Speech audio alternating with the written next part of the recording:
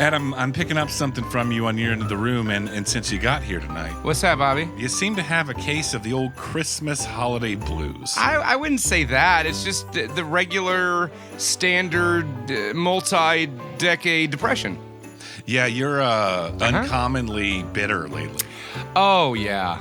Why are we talking about this? Why we just you just told me to get in a better mood, and now you're in here trying to rile me up. No, I'm not trying to rile you up. I just figured it was worth talking about. Maybe hash it out. Maybe figure out what's going on in the world of Crude Rude, dude. Because I haven't seen you like this in probably a couple years. Probably back in episode 37 or so. I'm glad you're counting the time. I mean, I can episodes. measure your temperament by the era of Not For Everyone podcasts. Hey, episodes. Listen, you know what, Bobby? It's December, and I'm off work for the rest of the year. It's all good, baby. Yeah, I was like, good. I think you're getting bored or something. Because I just feel like people can relate to, like, you got Christmas time, they just shove that shit right down your throat. It's the worst. I mean, I don't dislike it. I think it's a necessary, reminder for goodwill. Though, it's all like that shit. You have this holiday that it really is, as an adult, it's stress-inducing. Because you gotta think, like, who do I gotta get presents for? Who fucking bought me a present that I gotta get a present for them? Mm-hmm. How much money do I have? I think we should just replace Christmas with The Purge.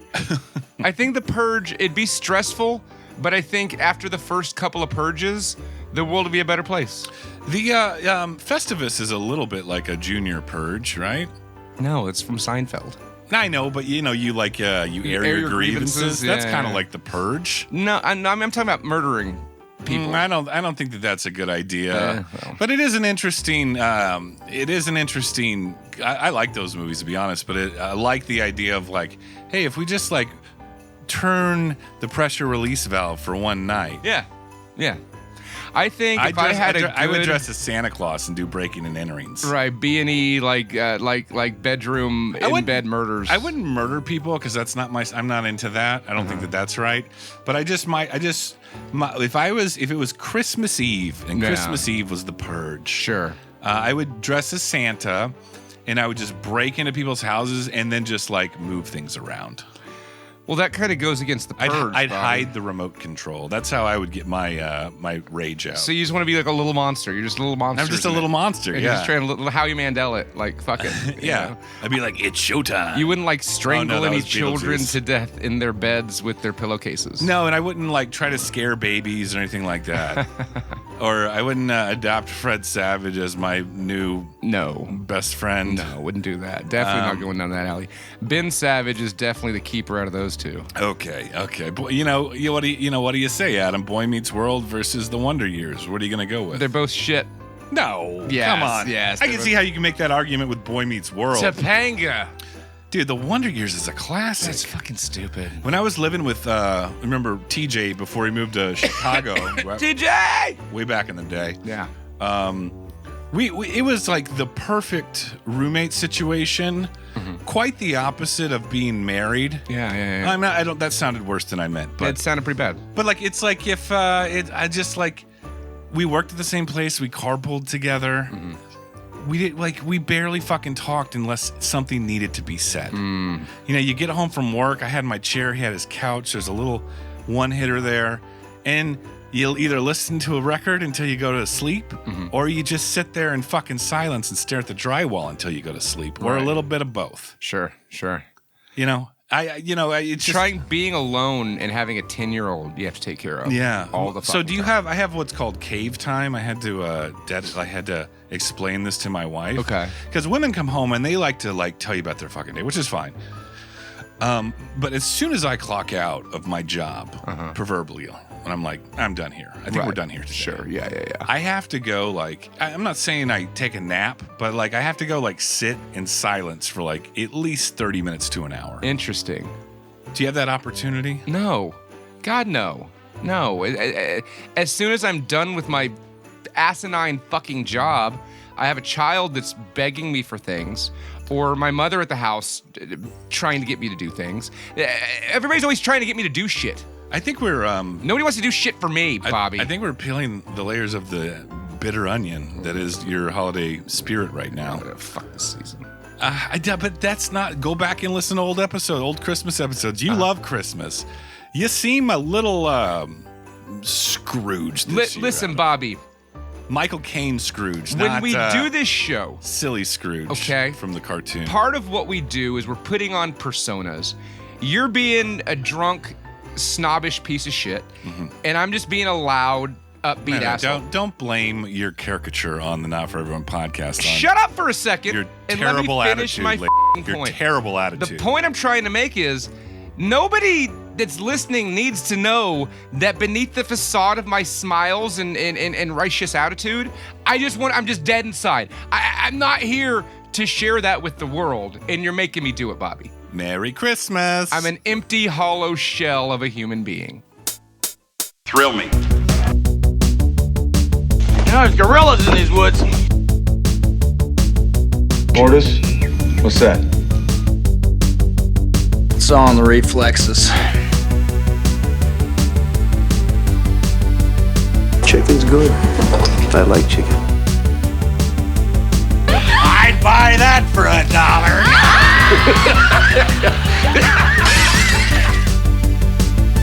Tie in the wind. Tie in the wind. Oh, wait. Was she a great big fat person? I drink your milkshake. Carpenter! You make me want to be a better man. I'm running this monkey farm now, Frankenstein, and I want to know what the fuck you're doing with my time! See you at the party, Richter! You happy? You happy now? Went on a lot of twisty turns on that cold open. It's so cold. Now. That was completely unplanned. I love it. I love a good unplanned cold open where we just let each other engage in raw honesty. Raw honesty. Cold as the void in my soul. All right, emo boy, let's cut that shit. Hey. You're listening to the not. I like the Bauhaus.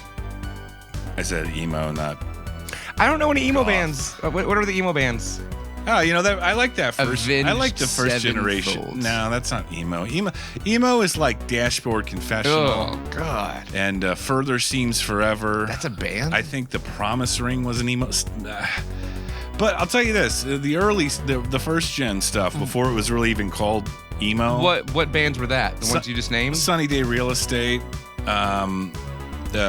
all sound like Texas shit. is the Reason. That's I like some early Get Up Kids stuff. It's a Misfits song. No, but that's the name of it. They're good. It's good. You'd probably like it. It's kind of like an emotional punk, kind of atmospheric shoegaze. I don't like emotional things, Bobby. You hit your emotion quota tonight. I'll tell you that much. I've already hit the fucking point. Hey, have some eggnog or something. I got some at home. Let's put some scotch in our eggnog, Bobby. You're listening to the Not For Everyone podcast. That was Cold Open number 2. My name is Snobby Bobby. Right in front of me is Crude Rude Dude. Crude Christmas Rude Dude. Ho, ho, ho. And the Lieutenant of Sadness. I'm the Pork Chop Sad Man. No, that's fucking dumb. Pork Chop Moon Man! You know... That's funny. I just got to yell or insinuate that the sound Pork Chop Moon Man is about to exclamate through the universe, and it happens. The tick in your attitude goes up. It's like that book, The Secret. Like you will the Pork Chop Moon Man into existence. I got to will him in. I'm going to will him in. Like if we're only halfway there, I'm going to say it right now. You know, Bobby. Let's be honest. I'd be fine in doing our thing if you wouldn't keep bringing up. You're the one. You're trying to get something out of me. I'm really not. This is all. I'm purely concerned. Oh, for fuck's sake! Don't act like you care. I'm purely, and especially don't act like you care on our radio program, because then I know it's even more fake.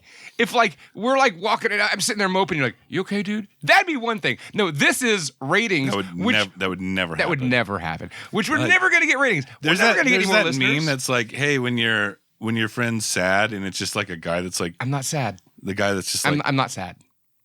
Hey, dipshit, what's wrong? Like that reminds me of us. Yeah. So, hey, dipshit, what's wrong? Nothing. I wanna figure out how to find the Christmas spirit within you, because it is the Christmas season. You're not acting like it, though. Why? What's there to act like? I mean, who cares? tell you what. I got to go buy people presents. All right, I'm I'm probably gonna get a present from you. I'm gonna try something right now. What? I'm gonna give you I'm gonna give you an early Christmas. Ooh, we got a present? I gotta find it though. Nice. See, I'm already in a better mood. Hold on. I gotta take out the one I got from my other friend. It's in a bag. I'm gonna cover my eyes. I can't see it. He wrapped it in a plastic bag. The lesson learned here is if you bitch and moan enough right around Christmas, people will get so fed up with your horseshit, whiny nonsense that they'll give you presents early. I really haven't even been saying anything. We were talking about work earlier. Now I just got back from Mexico and I bought you this because I had Ooh. to. It's a La Parka It's mask. a La Parka Mexican wrestler skull mask. It's actually La Parka. No, that's La Parka. That's 100%. If you don't know who La Parka is, the luchador wrestler, Is this made for a child? it's made for a Mexican. Oh, yeah. They're even smaller than children. You kind of look like Darth Vader if he joined the Klan. This is amazing. See, now that I have a Mexican wrestler mask on of La Parka, who is famously known for having a skull face and being a big old fat guy, I'm La Parka now. I've become La Parka. And I can already tell your attitude has Big old fat guy skyrocketed. in a skeleton mask. And he would hit people with a chair. Oh, yeah. He was a chair-hitting motherfucker, that La Parka. If you haven't watched any Lucha Libre or the old WCW where they had the luchadors in there, you should get to it because La Parka will walk to the fucking ring with a chair and he's like, I'm going to hit a motherfucker with this thing. Yeah, he always had had like an escort manager too. Didn't he? I don't know. Or am I'm thinking of the Ultimo Dragon, I think. Yeah. Or Ultimo someone Dragon like that. He was cool, but he was no La Parka. All right, well, we're on the topic. We haven't talked about wrestling in a while. We haven't. In the existential world, at It's least. getting hot. 'Cause I don't know anything about, oh, no, you're going to be a cunt again. Shut the fuck up and talk about wrestling, Bobby. Okay. La Parka mask plus wrestling talk. That's what puts you in a good mood. I was fine. Before you started all right, I forget I said. trying to make something out of it. We're gonna take American wrestling out of the equation. Okay. What do you respect or celebrate more? Japanese or Mexican? Yeah. It's fucking tough, dude. It's pretty tough. It's real fucking tough. Because they're both so extreme with it, and it is so fucking serious. They take it dead fucking seriously. They're not like ECW, though. Dude. Like New Japan or New Frontier Japan Wrestling. Like, Is that different from New Japan? it's one of them back then. Okay. New Japan. It's not New Japan. Japan's It was, the thing that's on right now. it's some fucking Frontier. awesome. It's Frontier Wrestling, right? Okay. That was the shit where ECW got all their ideas from. okay. Those are the motherfuckers are like, That makes we're sense. gonna have a barbed wire ring. Like the ring itself is all barbed wire, and then we're gonna set it on fire. So it's on fire, and there's 4 guys in the middle, and they had to run for their lives and got 3rd-degree burns. If you think about the Japanese and the trope about their game shows, how they're fucking deadly and they're badass. dangerous. Yeah. They don't like prize you for being right; they punish you for being wrong. Yes. which is great. We should adopt that. I know. Those are some well-behaved global citizens. Over there. But yeah, think about that. Something as simple as what over here would be Wheel of Fortune. Think about the Japanese version of whatever that might be on that Wheel level. of Fish. That's from UHF. Yeah. But wrestling, for example, they're going to go even more hardcore. Oh, yeah, considering for sure. all that. For sure. I think the thing about Mexican wrestling, though, is it goes back, like, it seems like it goes back thousands of years. Yeah. I mean, it probably does to some degree. I don't know if it does or not. I think but all wrestling does, but specifically Mexican wrestling definitely does. You know, I love the Mexican culture. I took my son to a Mexican restaurant last night called Rogelio's. Called Taco Bell. No, Rogelio's fantastic in San Marcos. Love that place. We were the only people in there. It was so nice to be the only people in a restaurant. But anywho, they've got like big paintings in the walls of like Quetzalcoatl and like jaguar gods and like dudes that are like soldiers that have like eagle helmets and they're wearing wings and shit and pyramids in the back. You love that aesthetic. Love it. Love it. What I don't understand is the Mexicans will still put that stuff up over there because they're proud of their culture where they come from, right? But they're still all Catholic. Yeah, it's both. It's weird. Well, you know. I mean, like, Jesus wasn't even from Mexico. Why are you worshiping that guy, bro? Worship the ones from where you came from. And I'm not trying to say that to be like a nationalist or anything, but I'm just saying that Jesus dude's way overrated. Well, A nationalist would probably encourage the Jesus part of things. But. Yeah, but Jesus is from the Middle East. We're not in the Middle East. Why are we worshiping their gods? That make no sense. Merry Christmas from the Merry Not Christmas. For Everyone podcast. I think that's enough Mexican wrestling and Jesus banter for now. All right, it's fine. Make a choice. Off the top rope. Japan or Mexico? I'm going with Mexico. Yeah. By just a smidge. Just a smidge, just a hair. But, you know, if it was proximity-wise closer, I'd probably go with Japan. But Mexico's right next door, baby. I like the tradition of Mexican wrestling more so than the Japanese. But if I were to watch one of those right now, I'd probably watch Japanese. Really? Because I watch New Japan sometimes. New Japan Pro Wrestling is badass. It's better than anything they're doing here in the States. Now, the stuff in Mexico, they don't, like, broadcast that on the internet and shit, I guess. Maybe they do. I don't know. Yeah, we were going to go a few weeks ago, and my wife loves a good wrestling event, and a lot of people recommended it, but it was also like, hey, like, be really fucking careful in this neighborhood and just get in an Uber and then get out of an Uber and then get back in an Uber and go home. Why didn't you do that? She wasn't comfortable with it, I guess. I mean, you're in Mexico City. It's one of the biggest cities in the planet. You're safe. I agree. I didn't feel in danger at all, ever. Not And you're once. like twice as big as everybody. Yeah, nobody fucks with us. Mm-hmm. So, anywho, you pussed out of Mexican wrestling. Well, I would have gone. If you were with me, we would have gone. Oh, yeah. I don't care how dirty the fucking area is. I don't care how seedy it is. We're fucking going in there. Yeah. Well, we'd talk our way right out of any kind of situation. Do we speak Spanish? It doesn't matter. Doesn't matter. I mean, come on, vato. It's all good. We speak fun. On the Not For Everyone podcast, let's go to movie recap. Movie recap. Okay. So I watched a couple movies. Oh, good. So I'm going to start with one that this is kind of a segue instance, right? I watched Robot Jocks last night. Mm-hmm. Robot Jocks is awesome. Best Stuart Gordon movie ever. The one Stuart Gordon movie that Adam really likes. Love even it though genuinely. He admitted at least once that he does enjoy From Beyond, though he will claim that he does not. It's got some good scenes. Robot Jocks is amazing. It's about giant robots in the future fighting each other for just the whatever countries need to fight each other over. They don't go to war anymore. They have robot fights. So it's Russia and America are fighting for Alaska, right? So it's great. It's from 1989. There's awesome robots that they made. I looked it up because I wanted to see, like, what do these robots look like? They were like 4 feet tall. Yeah. And they had guys like puppets. The fact that I want one of those 4 foot tall fucking robots. So there weren't dudes inside of them? No. So it wasn't a Toho style. It was like puppets. That's It was like awesome. badass Transformers, like big ass 4 foot Transformers. Kind of like all the Harryhausen shit. all the footage they bought from Japan for like Power Rangers. Yeah. Shit like that. Well, I think most of that was anyways.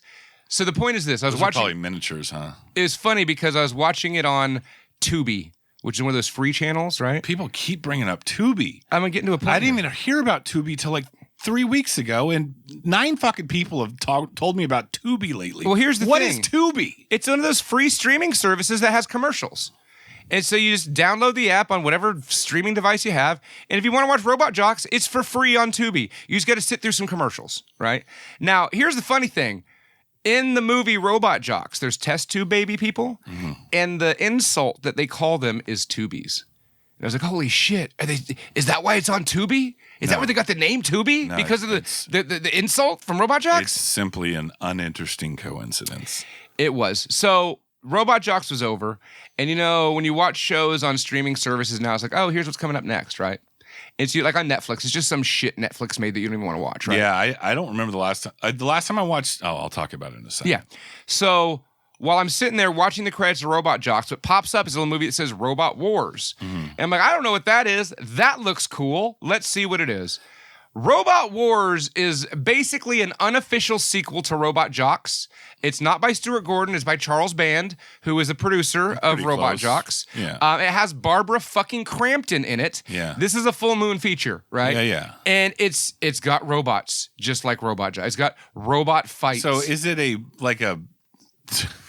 It's a spiritual sequel. It's like a poor man's Robot Jocks. I wouldn't even I thought say- Robot Jocks was a poor man's Robot It is. Jocks. That's the thing. It's made by the same guys, so it's just as good as Robot Jocks. It's like same quality as Robot Jocks.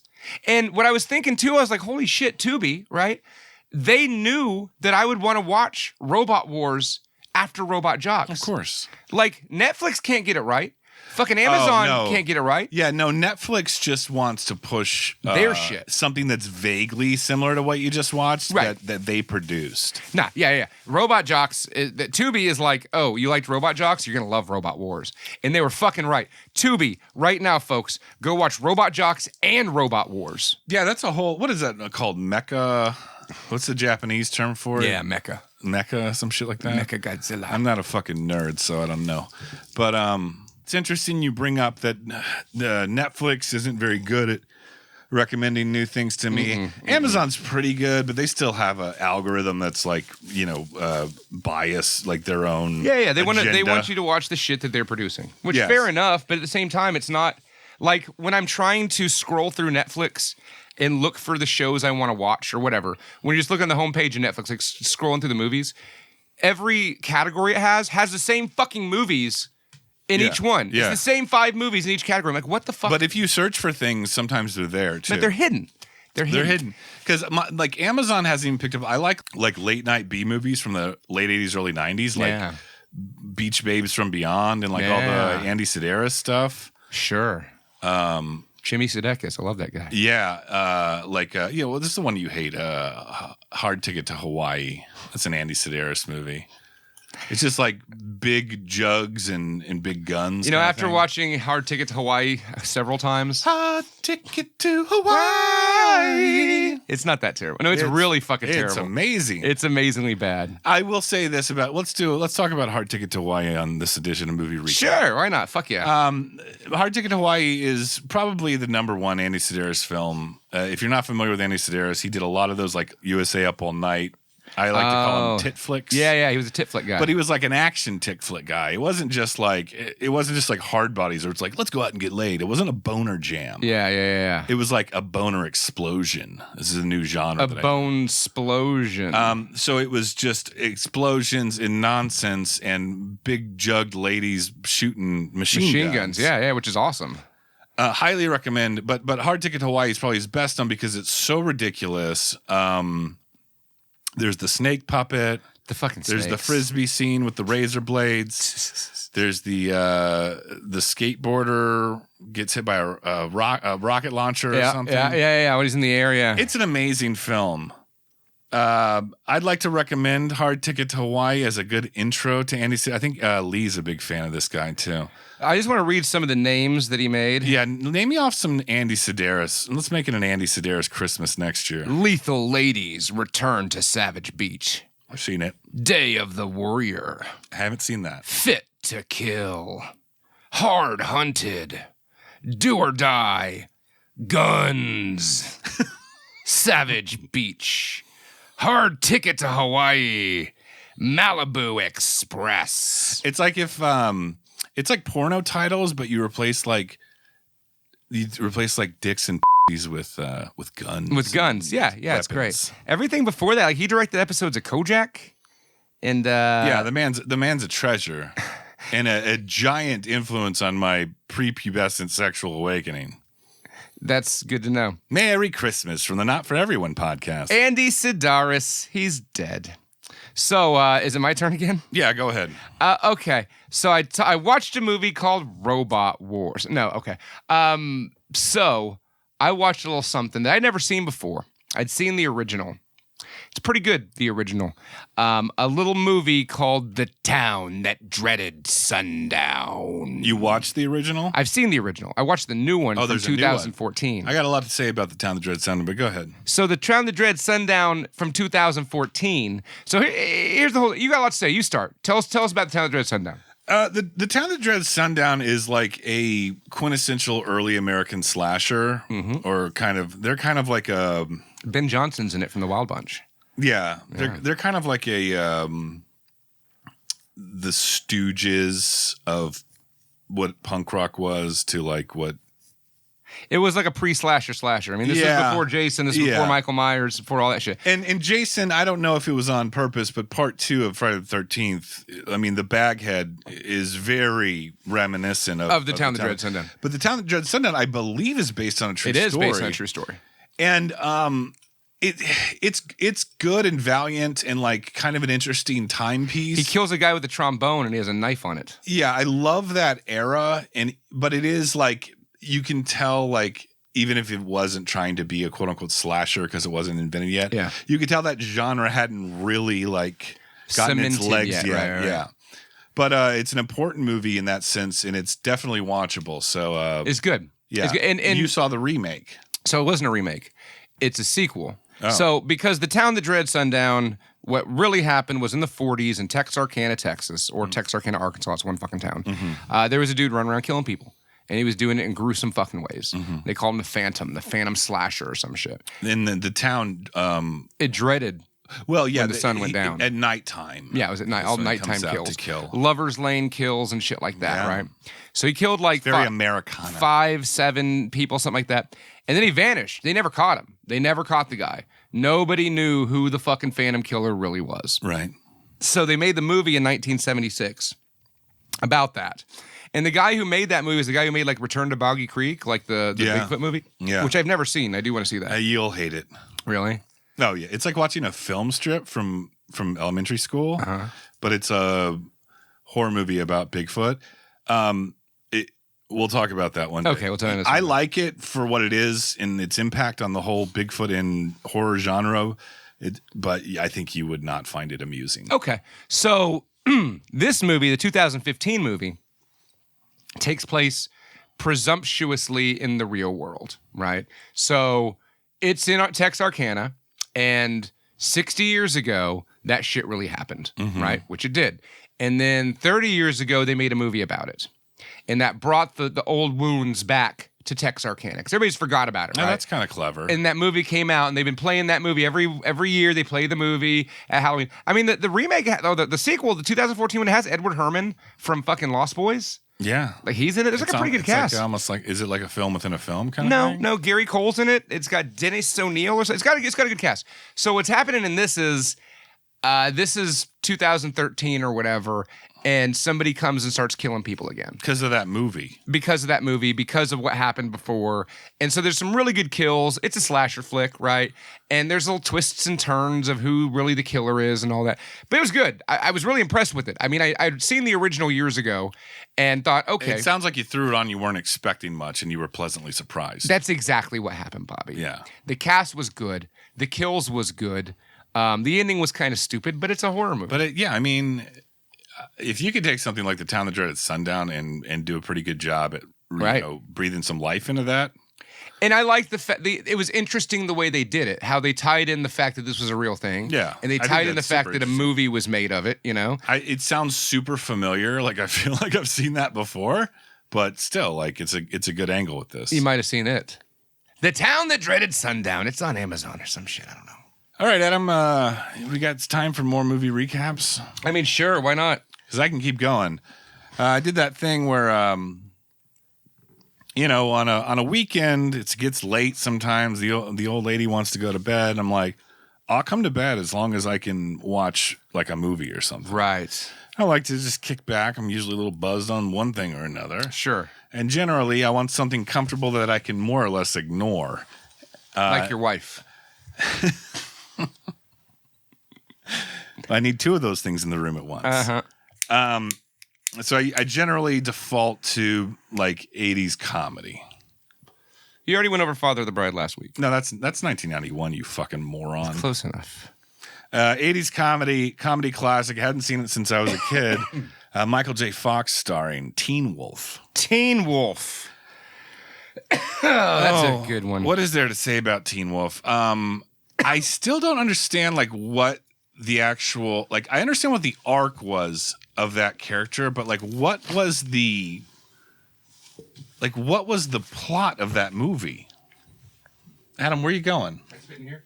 No. Oh yeah, you can spit in there. Adam's spitting in a trash bag in my office right now. Either that or I spit on the floor, Bobby. And he needs to pull his pants up when he bends over to do work. that. I'm blind. I'm blind. Help, I'm a turtle and I can't get up. So the plot of Teen Wolf, is that what you're asking? Yeah, I'm asking if you can recall the plot of Teen Wolf. Well, the guy gets like, is he cool or is he not cool at the beginning? I mean, he's not like a nerd, but he's not like super cool. And then he gets the werewolf gene, and then he can like play basketball. That movie's fucking stupid. I don't know what it's about. I mean, honestly, that's pretty much it. Yeah. Like, he gets werewolf powers, and for whatever reason, the hot cheerleader broad Wants wolf dick. wants some hairy wolf cock. Obviously.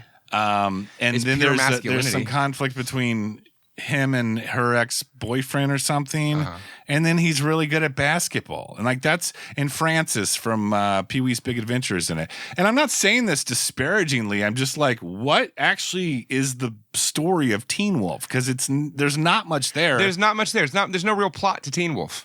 There really it's just isn't. like Michael J. Fox gets wolf powers and plays a basketball game with wolf powers. And that, I mean, but you gotta like respect the simplicity of that. I mean, I think it's more Like, think about how renowned stupid. Well, it is that. than it should like, be. You could easily argue, like, it's probably doesn't deserve as much celebration. No, not at all. It doesn't As it deserve gets. any celebration. It's not a good movie. It's a step He up didn't even from maul C. anybody. Thomas Howell and Soul Man, I think, because he's a No. wolf and not a black guy. Yeah, well, at least Soul Man was like edgy. It wasn't edgy at the time. It is edgy now. Edgy as fuck now, yeah. Yeah, that shit's like Natural Born Killers now. But like that's what I realized. I'm like, if here's the clincher to that though. Teen Wolf doesn't really have a plot. Yeah. Has its moments. I like Styles. I think Styles is one of the coolest guys in movie history. I don't remember Styles. It's his best friend. He wears shirts that say like, "What's up, Dick Nose?" and shit like, or something like that. That's something cool. about a dick nose. That's a PG movie. You ever call anyone a dick nose, Adam? Yeah, I have. Yeah. All right. Yeah, get on with the story, Dick Nose. Then I realized, like, did it again. you know what totally aped Teen Wolf? What? Is fucking Air Bud. It's just Teen Wolf without the wolf. Without the boy. There's a boy, but the boy is just the owner of the dog that's the Teen Wolf in Air Bud. Yeah, I mean, I don't know. I mean, it plays basketball. There's no plot. Actually, I'd argue there's more of a There's plot. probably more of a plot in Air Bud. There's more of a plot in Air Bud than there is in Teen Wolf. I would honest. agree with you. Yeah. Because like there's a guy that wants to kidnap, or his old owner comes around. I feel like, I don't know. I've seen There was no like real subplots in Teen Wolf. There was no subplots. There was no plot in Teen Wolf. Yeah, there's none of that. Like Other than something about a basketball game and his girlfriend has some bad exes. right. Styles is cool. That's it. That's Love me some Teen Wolf. Had a good time watching it. Don't understand why it's a classic, but I still do at the same time. it's been a few years, and when I watched it last, I was like, this is fucking stupid. I'd be curious to see if Patrick Bateman's Teen Wolf 2 has a more of a plot than the original Teen Wolf. Didn't they have like a Teen Wolf cartoon or some shit? And yeah, they definitely did have that. Calm down, J+. I know you love Teen Wolf better than Back to the Future. We had that conversation That's too. just a bad which is just plot. preposterous, but I'm not mad at him. However, it's insane. They went on to make 2 seasons of the Teen Wolf animated series. Well, I'll expect to hear about that on the next The movie Cartoon recap. Adventures of Teen Wolf. Okay, are we done with that? Who did the Teen Wolf's voice on that? Was it Michael J. Fox? I doubt it I was. fucking doubt it. No way. I'm not looking. I'm not Dave gonna look. Coulier. I'd say it's Dave Coulier. It's probably Dave Coulier, maybe Lorenzo Music. I don't know. I don't know if Lorenzo is too good for that kind of shit. Did you know? Is that the guy? Is that Uncle Garfield? Phil? He's Garfield. No. No. Oh yeah, that's right. Uncle Phil from He was Shredder. was Shredder. Isn't that Shredder. fucking crazy? Yeah. What do you think is more iconic of a role, Shredder from the cartoon Ninja Turtles or Uncle Phil from Fresh Prince of Bel-Air? Oof. To me, it's Shredder all day long. Yeah, I Hands would down. have to agree. Yeah, I mean, Uncle Phil was cool, but he's He was no an essential character in Fresh Prince, but he wasn't. He's no fucking shredhead. Shredder. That guy had this like pizza shredders on his arms. Cheese graters. The grater. Those were the days. All right, one more movie recap, then we're done. You go. So I put this movie on the other day, 1986, I believe. Michael Mann film. Michael Mann's a great director. Can I guess? Guess. Is this Manhunter? This is Manhunter. Michael Manhunter. Michael Manhunter. I think we've had the Michael Mann conversation, and I think at the time I chose Collateral as my favorite Michael Mann movie. But fuck, Manhunter is so good. Heat's better than both of them, but they're all good. They're all good. All three of those are very, very, very good films. Manhunter, that always gets overshadowed by Silence of the Lambs. It does. It does. And it has William Peterson in it, who I fucking love William Peterson. That guy is a great lead character. He's a great actor. And it really, I mean, the guy that played Hannibal, he's really famous too. I think Brian Cox. Yeah. Brian He's Cox, fucking great. And there's a lot of that. Striker. Everybody in there is like faces you'd recognize. Tom Noonan is the fucking Red Dragon, like fucking Tom Noonan, like the Ripper. So, this is based on the Thomas Harris book. Yes. Manhunter. Yes, or the Red Dragon was the Red Dragon, which is the book, which was the second Silence of the Lambs movie. Since we're having a battle of things lately. And this is kind of apropos, sequels, remakes, things like that. What's better, Silence of the Lambs or Manhunter? No. Silence of the Lambs. Manhunter or Red Dragon. Oh. Ooh. The fact that you have to think about this is one of the most insane things that's ever happened in this room. Really? It's Manhunter. It's fucking Manhunter. I do like Red Dragon. Red Dragon was good. I feel like Red Dragon doesn't get enough love, to be honest. They're all overshadowed by Silence of the Lambs. They're all trying, like everyone's going and watching like, oh, this is that Thomas Harris movie. It has Hannibal Lecter. Is it going to be as good as Silence of the Lambs? Probably fucking not. Right. Probably not. However, Manhunter came out first. And is probably my favorite of those three. William Peterson in it, babies. And he is in my favorite late century crime action movie, To Live and Die in L.A. And those are like the only two big movies I can think of that he was Which is also Michael Mann, isn't it? No, that's Friedkin, bro. That's Billy Friedkin. Fuck yeah, dude. But William Peterson ended up getting on like NCIS or C. Like he's been on like 20 seasons of that shit. And I guess that's steady Good money for him. Steady money, Fuck, you know? Yeah. But you know how much syndication money that is? So here's what Manhunter's about. That's the dream. It's about this guy named Will. He's a FBI profiler, a serial killer. So he really gets in their heads, you know? And there's somebody running around, they're calling the Tooth Fairy, and he's murdering families in their beds. Great serial killer name. He's doing shit like putting like eyes, like over the lady's eyes, putting broken pieces of glass and stuff in their eyes. And so they bring in Will Graham to kind of decipher what's going on. He has to go get help from some guy, some crazy cannibal named Hannibal. Played by Brian Cox. Was that on purpose? Maybe so. And so it's a great film. It's fucking Manhunter, right? So here's the thing about this movie. I put it on, and my kid walks in like his mom dropped him off or something. He's like, "What you watching?" I'm like, "Oh, it's a serial killer called Manhunter." He's like, "Okay."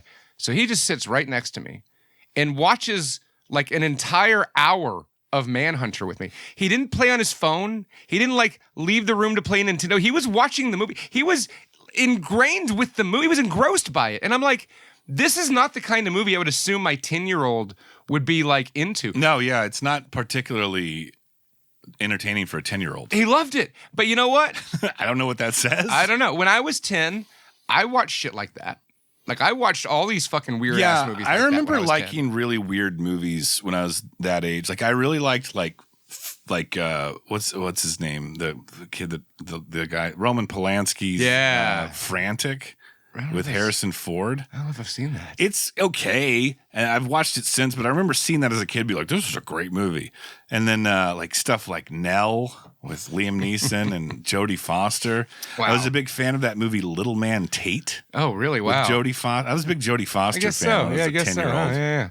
She was good, you know? I don't have anything repressed. Did you ever see her in Taxi Driver when you were a No, kid? yeah. Actually, As a no, child I was a born? little older when I saw Taxi Driver. Right. What other Jodie Foster movies can we think of? Silence of the Lambs. Bring it back around. Bring it right back around to Manhunter. So yeah, I haven't seen The reason I had to think about it, Bobby, is I haven't seen Red Dragon in so fucking long. Haven't seen it. I don't know. It seems like it might be one of those early aught movies that doesn't hold up, but I think I own that movie. It's pretty fucking good.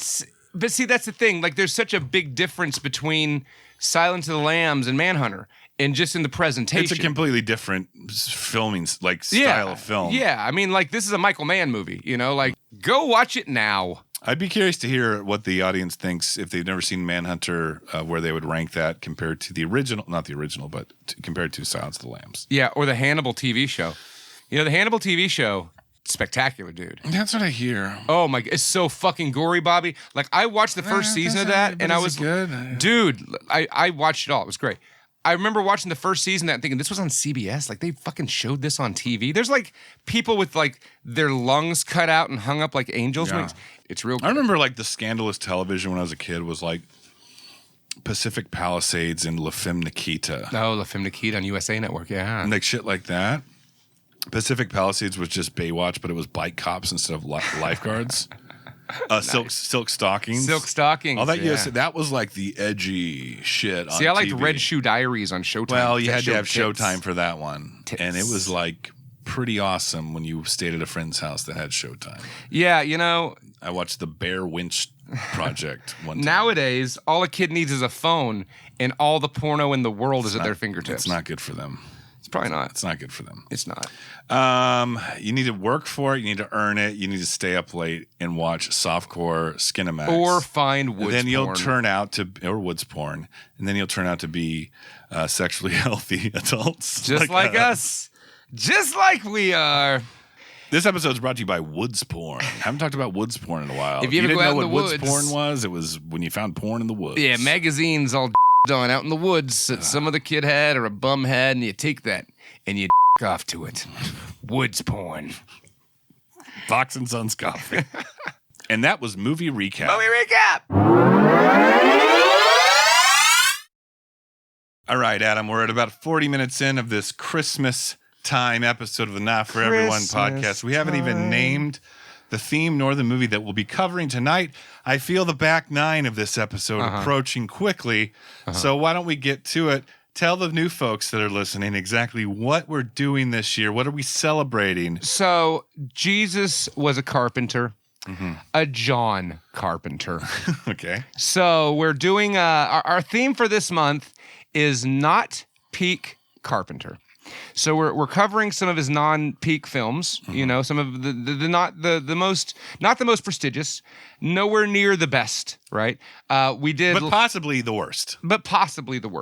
Now the last one we did is a contender right up there for the worst. When I think of possibly the worst, I think of Village of the Damned. But tonight we're doing something else. This is definitely a not peak Carpenter, but it's far better than a lot. It's definitely not the worst. It is called John Carpenter's Escape from L.A.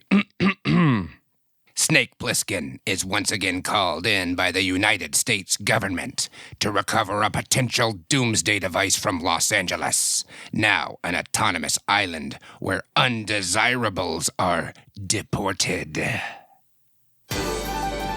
Welcome to the theater. For everyone's enjoyment, we'd like to remind you of the following rules. No talking. No smoking. No littering. No red meat.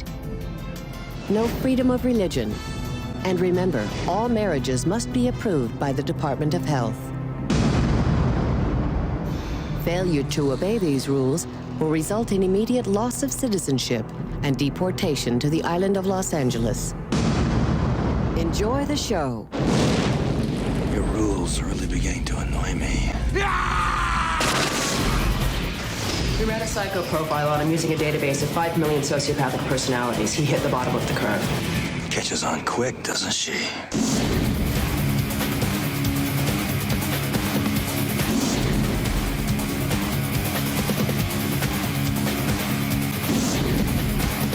This town loves a winner. Say we play a little Bangkok rules. Nobody draws until this hits the ground.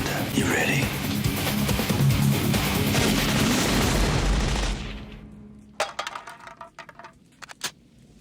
Draw. You got a problem with that? 1995's. 96. 1996's Escape from LA. I have a confession for you, Adam. Let's hear it.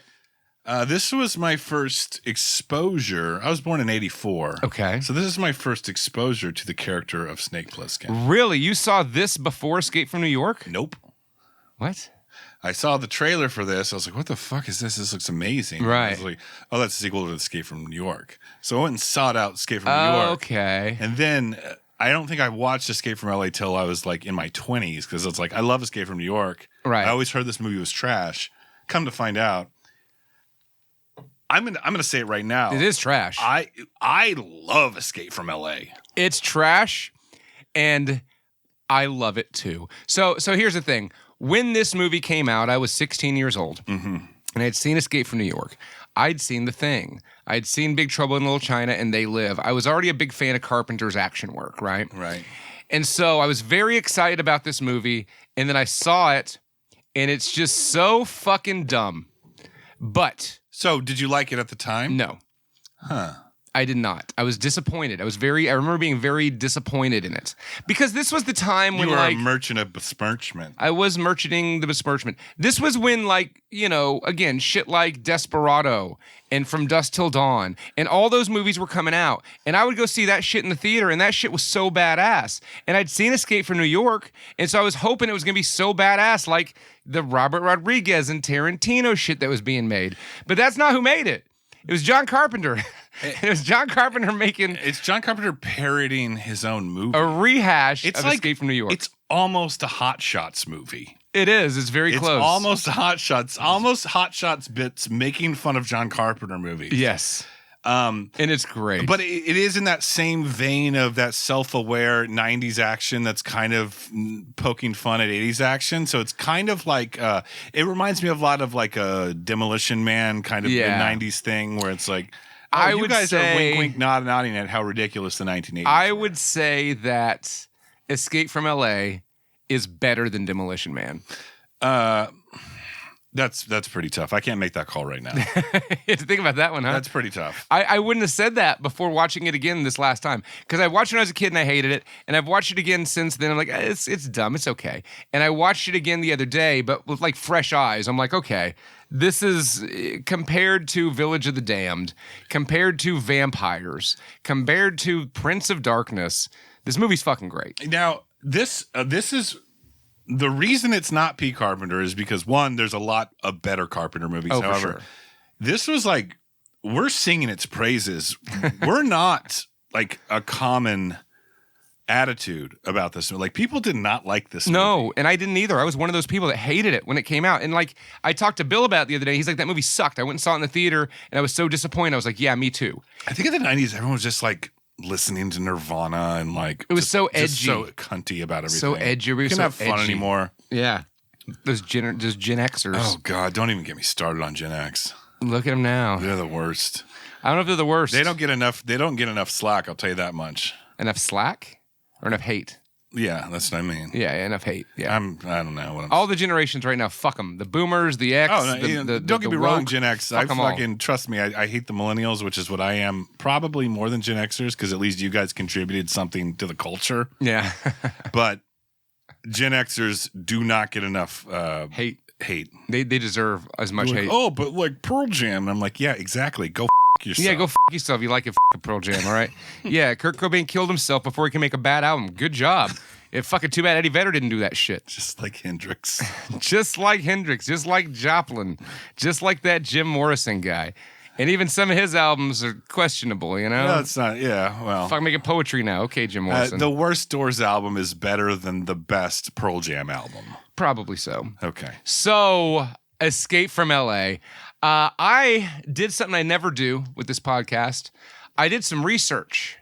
And my research was I watched 2 making-ofs, 30-minute videos of Escape from L.A. Let's movie recap those documentaries that Adam did for research on this episode of Not For Everyone podcast. Now, I watched this movie probably a little under a week ago. Yeah, me too. Maybe Saturday. It's Thursday right I think we now. were watching it the same day, texting each other about it. Yeah, and the first time I saw it, I was so expecting to hate it because it was so panned and like I always heard legend about how disappointing it was, and I'm like I'm watching it going like, what the fuck did these people expect? They expected Escape from New York. Escape from New York. Yeah, good luck, buddy. Is a dark, gritty, like it's just dirty, and what's scary about it is how dirty and dark and grimy everything is. It's an absolute masterpiece. It is. It's the best of that genre. What John Carpenter likes to call that genre is cowboy noir. Cowboy noir. I picked that up from the making of. Yes, it's the best of cowboy noir is Escape from New York. Sure, for sure. That's some tough shoes to fill. even if you're making a sequel. So what do? Instead of trying to recapture the legitimate genius magic of the original, you fucking make fun of it. I don't think they were making fun of it. From watching, they were like kind of roasting it. It's kind of like I don't think Friars so. Club I thing. think that you're a millennial hipster, and so you think that everything has to be ironic. I'm just trying to say things. You're just trying to say things. That's all you're doing. I'm You're just trying to say You're just things. using words because you went to college. But no, after watching the specials about it, it really was a passion project. Okay, and the idea of this wasn't Carpenter's. This was Kurt Russell. Yeah. And Kurt Russell in like 1985 was like, man, we should do another Snake Plissken movie. When you He told me loved that, playing Snake the first Plissken. thing I thought of is like Kurt Russell was more or less in the peak of his career at this point. Yeah, for sure. This wasn't like, hey man, like I need some work. Let's No, make no, a no. sequel to Escape from. Like he did like an Executive Decision. What's the home invasion one? The did Strangers. He did like Tequila Sunrise around Yep. then. Mm-hmm. What is that movie I'm thinking of? It's like a love triangle, but the guy's psychotic. I want to say Demi Moore's in it. You're just wasting time, Bobby. All right. You're just wasting time. My point is, Kurt Russell didn't need to have this idea. This wasn't like a James Cameron Avatar cash grab, you know? Okay. This was, they had talked about it years before, and apparently He's like, Mr. Carpenter, I'll put the patch back on. Carpenter wrote Escape from New York in like 74 and wasn't able to get it made until the 80s because people were like, it's too dark. It's really negative about the president and all this shit that you couldn't get fly in the 70s. Yeah. And so that's why they made that in 81. And then Kurt Russell was like, no, we got to do another one. And then what happened in the early 90s was the earthquake, that big earthquake in LA. And so LA got fucked up, right? Mm-hmm. And they're like, holy shit, let's do LA. Let's say a big one hits and it separates from the United States, similar to New York. Mm-hmm. And Snake Plissken's got to go in to do something. What we learned about John Carpenter in Escape from LA is like, okay, so he's like definitely a very anti-establishment director. Like they live obviously Escape from New York. This is like seems very personal because it's more or less critical of his world. It's critical of Hollywood. Right. Like you can tell, like it totally, when you watch this movie, it totally makes sense that like, oh, this guy fucking hates Hollywood and would rather quit movies and go make synth pop with my son. You know, Bobby, you're doing that hipster thing again where you're just trying to assume, you're just saying words. So I don't think it had anything to do with the hatred of Hollywood per se, because think about John Carpenter. Dude, Hollywood has made him rich. I think there were some genuine criticisms about LA in this movie. Oh, well, sure. That's what I'm saying. Because And LA... I think, John Carpenter's kind of a cynical old kook. Yeah. So it wouldn't okay, I'm not saying this would happen, but it wouldn't shock me if this was some deeply rooted, I really do hate LA and I don't want to fucking do this shit. You and your symbolism. You and your fucking symbolism. Okay. 20 years later, he's still... Well, I guess it was 10 years later. Symbolism. Stop making movies. That's not what that word means. Yeah, whatever. I don't give a fuck. So the point is this. He was saying like LA of the 90s was New York of the 70s and 80s, right? Like it was just grimy and dirty and drive-bys and earthquakes. And so they're like, okay, let's do it over there. Totally. And then they're like, well, how do we take it up a notch? Let's have Snake Plissken surfing through a canyon in the middle of LA with Peter Fonda. That's my cue right there. That's my cue right there, That's Adam. your cue, bro. Adam, let's get down to brass tacks here, and why don't you just tell me and the folks at home what is 1996's Escape from LA about? Okay, so imagine, have you ever seen the movie Escape from New York? Yes. So just imagine that, because it's that exact plot of the movie, except it's in the future, the further future than Escape from New York, and this time it's in LA. Because what has happened in the world is they got a president played by Cliff Robertson, who I remember as being Peter Parker's Uncle Ben in that Sam Raimi Spider-Man movie that dies. And great power comes with great responsibility. I'm dead now. So he's the president, and he predicts an earthquake is going to happen in LA, and it does. And once it does, he's like, you know what? I'm president for life now. And the world's like, okay. And America becomes a very moral country. There's no smoking. There's no drugs. There's no drinking. There's no gambling. There's no loose women. Fucking boring. So anybody that's like an atheist or a prostitute or a fun person, you know, they send all of them to what is now the remnants of Los Angeles, L.A. Island, which is separated. Like, there were like moral crimes. Yeah, it was all moral But crimes. that's like fucking. But they were even like the annoying, like shit, like no red meat or like no, you know what I mean? It wasn't even just like no sex and drugs and debauchery. It was like you also have to like eat healthy and exercise and like. It's like both ends of that annoying spectrum. Yeah, it's like all the worst of the political spectrum. The Right. church moms and the fucking And the hippie vegan dippies. Yeah. hippie cunts. All of them rolled into one. Ugh. Oh. Yeah, fucking send me to LA, okay? So this is set in L.A. in 2022. Escape from L.A. starring Kurt Russell. Does it take place in 2022? No. Oh. That was a joke. That's right now. It's right now. But yeah, they like kind of section it off and make it a prison a la Escape from New York. Yeah, just send everybody over there. There's a little more no getting out. emphasis on that like 90s PC moral superiority shit more so in this one compared to Escape from New York. Yeah, for sure. There's definitely less of that.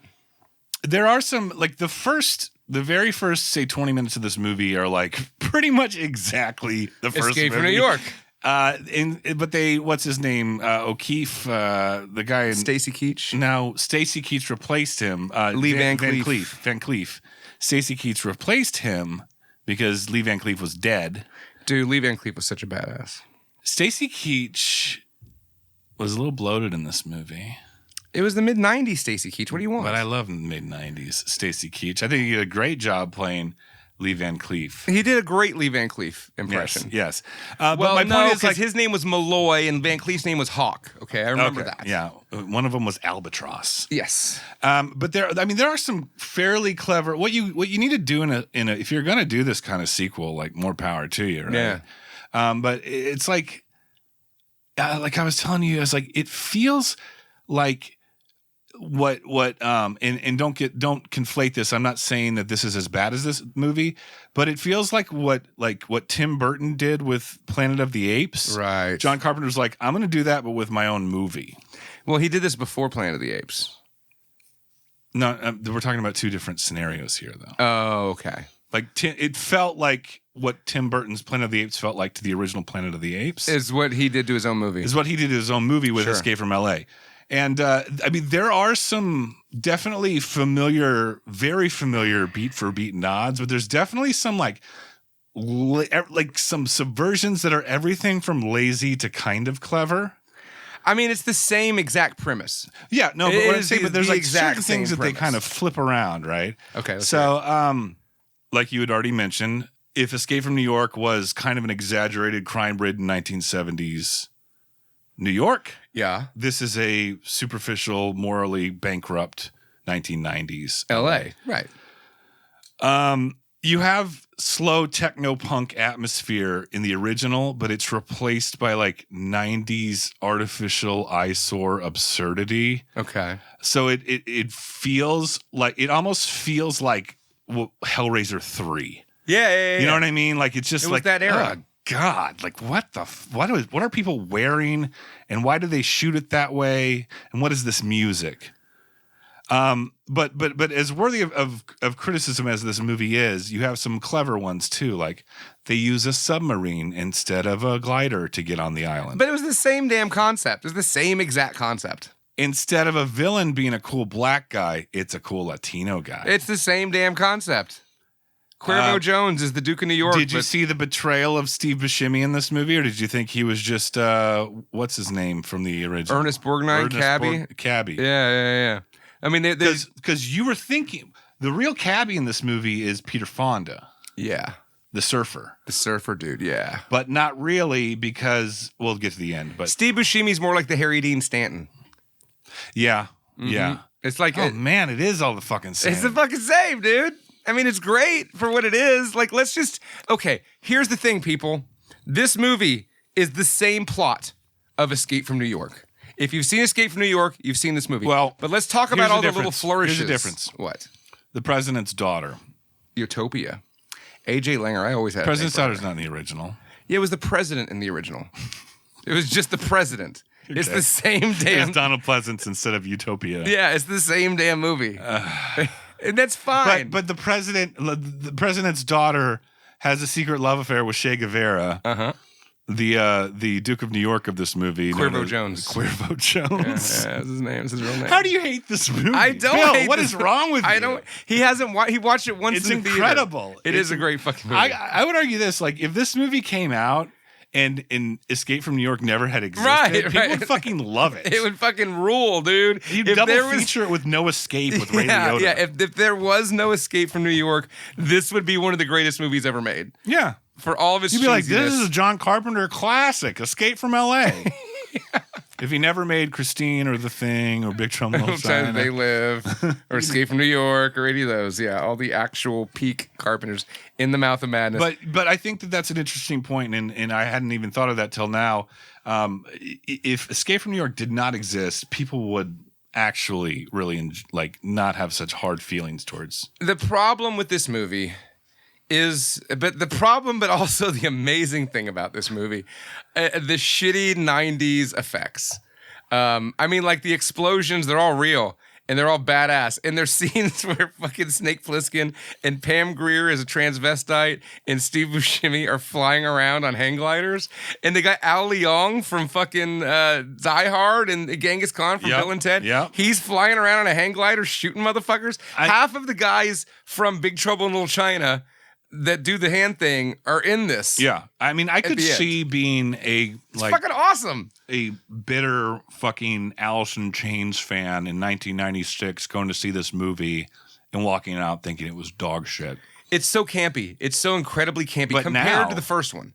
Yes. It's not. The first one's not campy. The first was definitely straight-faced. For as silly of a premise it is, I think that's part of the genius of it because that what do they call it? Cowboy noir? Cowboy noir. Cowboy noir genre is usually it's not generally good. Right. I can't think of Low any budget. What other cowboy noir films are I think there? it would be stuff like I guess even stuff like Death Race 2000 or cowboy noir. I mean, but it's like that dystopian 70s vibe. Frankenstein. What are like all the Mad Max ripoffs and stuff? That's what I'm kind of talking about. Right. here. Okay. A Boy and His Dog. No, well, it's a league of its own with Gina Davis right there. That's a whole other thing. So, Escape from New York or Escape from LA really is just it's schlocky, it's cheesy, it's over the top. It's great. I mean, everything that happens in it is what you would expect to happen in action movies, of the time. Like Valeria Guillermo or whatever. She's like the chick that's like walking them around LA. And she's like, it's really not bad once she gets used to it. I love it here. And bam, she gets shot immediately after saying that line. Yeah. I'm like, that's just how it goes in these dumbass movies. It has Bruce Campbell as the Surgeon General of Beverly Hills. See, that's the scene I always remember from Escape from LA is Bruce Campbell as the Surgeon General. They really didn't have to give him any makeup. Like, he looks like he has all natural, beautiful plastic surgery from the Lord Jesus Christ. Yep. God bless that man. But yeah, he's a creepy looking like plastic surgery cult leader. zombie Ash. Yeah. And I think that's one of the things that pissed me off, actually. If I'm thinking back to 16-year-old me seeing this movie, I knew that Bruce Campbell was in it, and I was so excited because I love Evil Dead and Army of Darkness. And then he was only in it for like 3 minutes. I was very upset. Yeah, and he's great in it. It's definitely a cameo. Oh, yeah. Okay, so let's back up. Let's rewind a little bit. So they send Snake Plissken in on a fucking submarine. They give him that injection of a virus that's going to kill him in 12 hours. This all sounds very familiar. Very familiar. Very familiar. And he goes in looking for the Duke, Cuervo Jones, who has the black box, which is similar to what and also the president's daughter. And the president's daughter. Yeah, the president's there. The president's daughter is there with the black box. Well, to be fair, the president's like, just get the black box. He's not like, you got to save my daughter, too. He doesn't care about his daughter. No, clearly. They made a twist. That's a twist in this one. All right, we'll get there. So he goes in there, he meets Peter Fonda, who's a surfer dude. He's like, hey, you're Snake Plissken. I thought you'd be taller. Like, everybody knows who Snake Plissken is, just like in the first one. You know that's a real guy in L.A. Yeah, sure. The burnout old man surfer. Oh, I'm sure there's a bunch of that guy in L.A. Love he it. surfs tsunamis Never been through to LA? canyons. Yeah. What else? So you remember the scene when he gets captured and escaped from New York and he has to fight in a gladiator ring? Yeah. So that exact scene happens, but instead of a gladiator ring, he has to shoot hoops. This is where basketball. Hot Shots came into my brain. Was the we got to talk about the basketball scene. In the original, like you said, it's like a gladiator kind of fight thing. And he walks into like this big Standard. stadium, and there's all these gladiator fights going on. You're like, oh, that's what's going to happen. Yeah. But no, it's if it makes sense. If you go to New York, you're more likely to have street fights. To get in a street fight. If you go to LA, you gotta shoot hoops. East LA, South Central, you shoot hoops. You shoot hoops to right. prove your worthiness on the streets. Solve problems on the streets. And so tell me some fun factoids about the basketball scene. So the basketball scene is ridiculous. Okay, so there's 10 seconds on the clock. You got to take the ball, get it in the hoop, and then within 10 seconds, you get to the other side and put it in the other hoop. And if you miss, you die. What they do is there's guys standing around this basketball court, and they all have machine guns, and they all shoot inside the ring at the same time and shoot the one person. Now, none of the bullets go through and hit the other guy standing across from you with a machine gun shooting at you, because that's just physics, right? It doesn't work like that. But that's the punishment. So, of course, Snake Plissken goes in there, and they all expect him to die. And of course, he's great at basketball. Of course he's great at basketball. He's got one eye. So, of course, he's fucking great at basketball. So, he sinks all the shots, right? He's like the one-eyed Dikembe Mutombo. Exactly. So, in the behind-the-scenes thing, they were very proud. Like, they went into explicit detail of this whole basketball scene. And, like, they really talked it up. Like, I think they were both, like, Kurt Russell and John Carpenter were both very, very proud of the Gladiator ripoff basketball scene. Which is one of the most notoriously retarded scenes in this movie. It's so dumb. But they did film it. It was all real effects, which means a camera and Kurt Russell the basketball. And Kurt Russell sank every shot that you see in the movie. That you see in the movie. We don't know how many takes it took. Oh, God, yeah, probably fucking hundreds. No, it's Kurt Russell. He's good at basketball. Yeah, you know what was throwing him off, though? Fucking eye patch. No, that makes him more powerful. No, he's like, dude, this is hard to shoot with one eye, but I'll get it. It's like when Luke puts his visor down and he shoots the... Oh, yeah, dude. If he'd had two eye patches on, he'd been forcing that shit. Uh-huh. Snake Force. So, yeah, Snake has the Force, and Kurt Russell apparently can really play basketball. Mm-hmm. Interesting. So, yeah, much to everyone's chagrin, Kurt Russell manages to survive the basketball one-person death match. The one-person game of horse. At this point, we've realized that Steve Buscemi's character of Flip or something. No, he's Mapped to the Stars Eddie. Mapped to the Stars Eddie. Flip was the guy from Little Nemo with the little hat. But Mapped to the Stars Eddie, again, he's your Ernest Borgnine-ish character for one specific reason at least.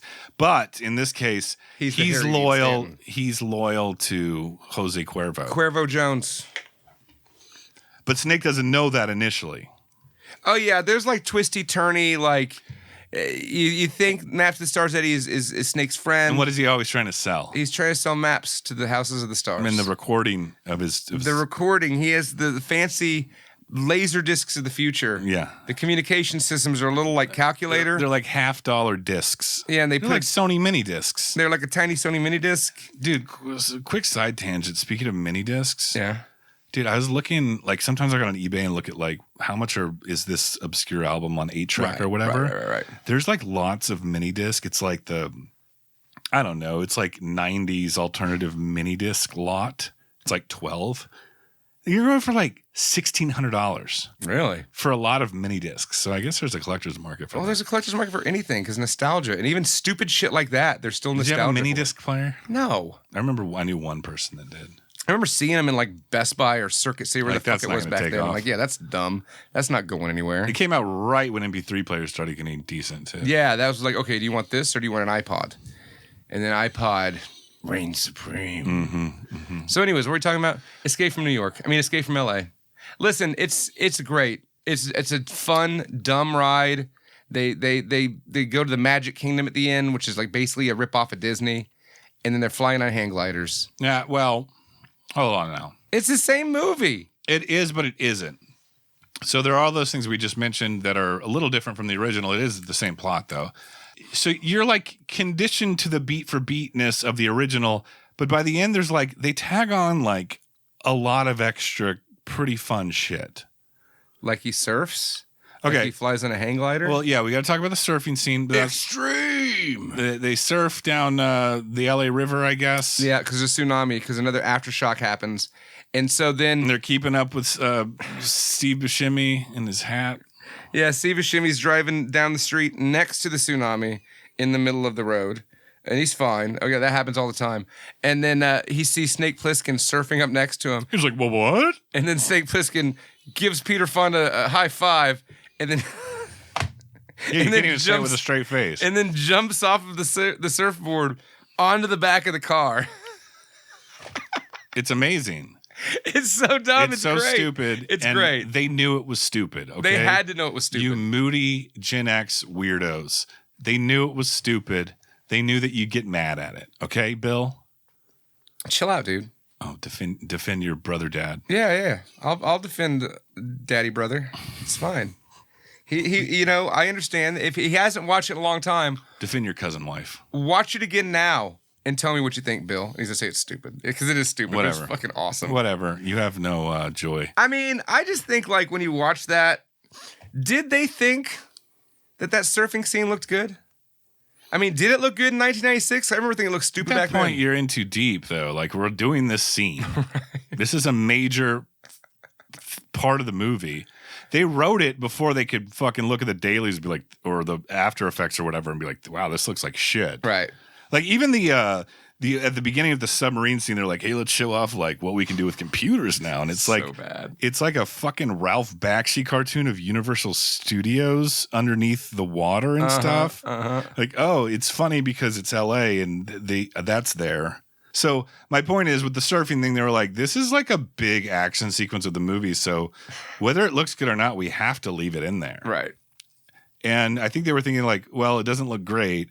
And this is so fucking stupid, maybe people won't notice. It's so dumb. And I don't know if if you watch it without like beating up the CGI, which is terrible. I mean, that's, yeah. It just didn't hold up. But if you can watch it, it's just so stupid that that you could tell they had fun doing it. Yeah. It seems like a blast. It's a thrill ride of nonstop stupidity to the theme of Escape from New York. It's a legendary director parodying his one own of his film. legendary movies. Now, let me fast forward to the end, okay? Imagine if they did The Thing too, but it was like in Australia. It was just the same premise as The Thing, but they're like, "G'day!" Like that's what this would be. You know, that's Escape from LA. It's in the North Pole. Yeah. Santa's here. Yeah, they bring Santa. Like Santa Claus is fucking Wilford Brimley. Wilford Brimley. I don't have diabetes, but if I do, it's because of the cookies. Mrs. Claus. Mrs. Claus turned into a monster. Why is he a Southern gentleman? I don't know. But let's fast forward a little bit to the very end, because this is where it did kind of get clever as far as I'm concerned. Like, he got off the fucking island after some hang glider shit with the guy from Die Hard and Steve Buscemi. And you got to talk about Pam Grier real quick. Oh yeah, Pam Grier plays Hershey, and Snake Plissken knows Hershey as Carjack Malone from Cincinnati. They make a lot of references to this thing that went down in Cincinnati. This is one of the most, like, it's that character doesn't bother me, but it's like, why are you here? What is her purpose in the movie? She was to get him from point A to point B. That's all she was there to do. How does he get from this side of town to the other side of town? Well, he's going to come across... We're going to write in Carjack Malone, this Pam Grier that used to be a dude that's used to be a partner with Snake Plissken, and now they're going to hang glide. Just like, kind of like how fucking Brain was in Escape from New York. Oh. Yeah. Fuck. Yeah. Fuck, I didn't even put that together. Yeah, like they ripped off Escape from New York again. That was the purpose of Pam Grier's character, I guess. Yep. And apparently they even used computers to change her voice. Yeah. Oh, that's great. So it wasn't her just doing a deep voice. They had computers do her voice. It was like straight up James Earl Jones computer simulator of Pam Grier's voice. Okay, so what I'm getting at here, at the very end, they get off the island, all that shit, and then to up the ante, this is where it's a little different.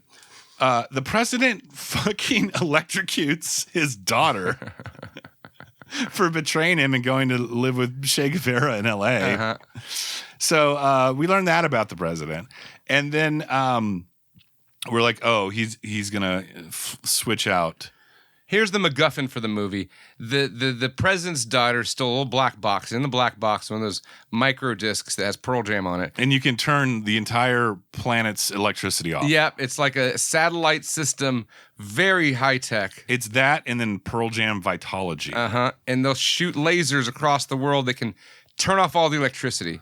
And so Cuervo Jones hijacked that. You'll have to play Better Man on the acoustic.